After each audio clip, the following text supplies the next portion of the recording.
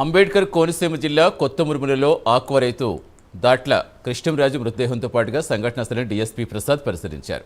చెరువులో పనిచేస్తున్న వారి ఘాతుకానికి పాల్పడ్డట్టుగా ప్రాథమిక అంచనాకు వచ్చినట్టుగా తెలిపారు.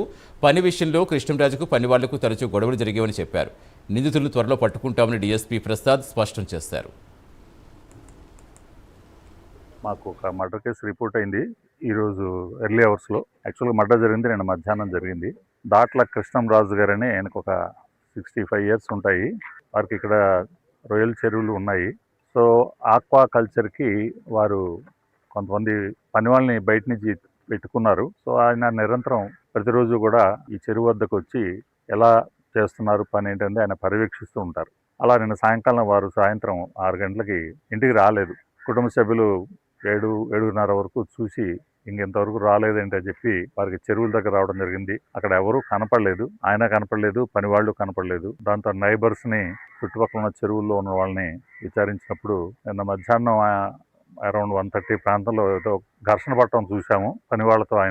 వాళ్ళు మాటలు కేకలు వేసుకుంటాం మాత్రం మేము విన్నాము. ఆ తర్వాత ఏం జరిగిందో మాకు తెలియదు. తర్వాత ఆ పని వాళ్ళు వెళ్ళిపోవడం కూడా మేము చూసాము అని చెప్పి ఒకళ్ళు పక్కన ఉన్న వాళ్ళు కొంతమంది చెప్పడం జరిగింది. వారు చెరువులో లోపల సోదా చేయగా, తనిఖీ చేయగా చెరువు లోపల వారి యొక్క కృష్ణరాజు గారి యొక్క మృత కళేబరం అక్కడ లోపల దొరికింది.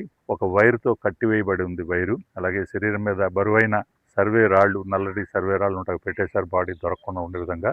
ఆ పని వాళ్ళు వాళ్ళ ఇల్లు ఖాళీ చేసి వాళ్ళు ఇక్కడి నుంచి పారిపోవడం జరిగింది. ముద్దాయిలు దొరకంగా